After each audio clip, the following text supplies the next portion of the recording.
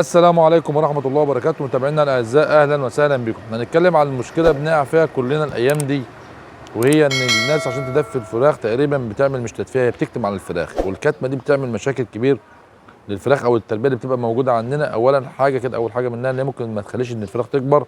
كل ما يكون المكان كتمة وضيق على الفراخ أو في راحة مش كويسة، ده بيعمل إيه؟ ما بيخليش الفراخ تجيب موازين، يعني الموازين عندنا بتبقى ضعيفة، سحبهم في العلف بيبقى قليل، فده بيتأثر على النمو زي ما احنا عارفين. بالاضافه كمان ان هو ممكن يعمل مشاكل كتير في الجهاز التنفسي، وزي ما قلنا قبل كده ان الجهاز التنفسي مرتبط بالجهاز المناعي، وده كله بيأثر على مناعه الطيور، وبالتالي ممكن يكون عرضه للامراض. لان كتير من الناس فاهمه ان انت لما تيجي تقول لهم في البرد ده او عشان خاطر يدفوا او يوصلوا المكان اللي هو بيربوا فيه لدرجه الحراره اللي هم عايزينها، بيضطروا ان هم يقفلوا جامد، والتقفيل الجامد ده مش كويس. زي ما الفراخ بتحتاج التدفئه، برضه في نفس الوقت التهويه مهمه جدا، وكمان الرطوبه مهمه جدا بالنسبه للتربيات. بس كل حاجه فيها لها نسب معينه لازم نشتغل عليها عشان الناس كلها تبقى عارفه، لكن مش شرط عشان خاطر اضاف في المكان.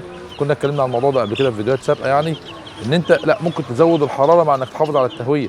بتستغل مثلا زي يوم زي النهارده كده، ما شاء الله الشمس طالعه والجو كويس جدا، والناس برضو شغاله اللندتين ومقفله على الفراخ، وبتخسر الجو برد. يا جماعه احنا بنتغير مع الجو، يعني الجو الشمس طالعه والدنيا تمام والجو كويس، استغل الفتره ديت اللي هي من الساعه مثلا 11 لغايه الساعه 4 العصر، الكام ساعه دول، وممكن اطفي النور، ممكن افتح الشبابيك، ممكن اجي.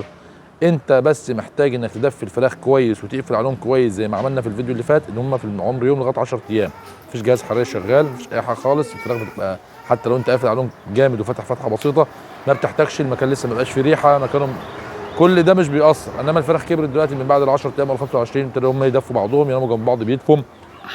بالاضافه كمان ان السبله تحتهم بقت بتعمل ريحه امونيا او غيره، او نتيجه الزرق اللي بيبقى موجود عليهم، والفرشه بتحلل فبتعمل روايح، وممكن الامونيا تاثر عليهم كلهم.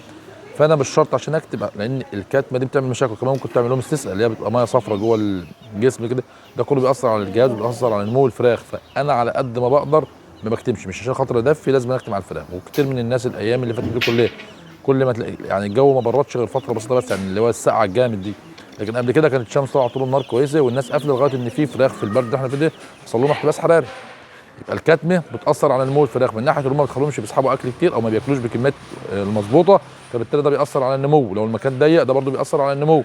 واثرت تاني حاجه بتسبب ان امراض، ولو جه احتباس حراري في الجو اللي احنا فيه كله الحراره دخلت للفراخ ما بتطلعش، ودي مشكله. وفي فراخ وفي تربيات كتير باظت بسبب الموضوع ده كله. فانا مش عشان خاطر ادفي اكتم على الفراخ، في فرق بين ان انا ادفي او اعلي درجه الحراره اللي موجوده في المكان، وفي فرق بين ان انا اكتم عليهم. اكتم عليهم دي بضر الفراخ جدا جدا جدا. انا عاوز احافظ على ايه؟ يعني الرطوبه والتهويه والتدفئه بمعدلات مظبوطه، مش ان انا عشان خاطر ادفي اكتم، لان كل الناس اللي بيدفوا ما بيدفوش، هم بيكتموا. يعني يكتم على الفراخ يقول لك مقفل كل حاجه، ايه لمبتين حمر كبار مش عارف ايه، وتروح تلاقي الفراخ بتلهث.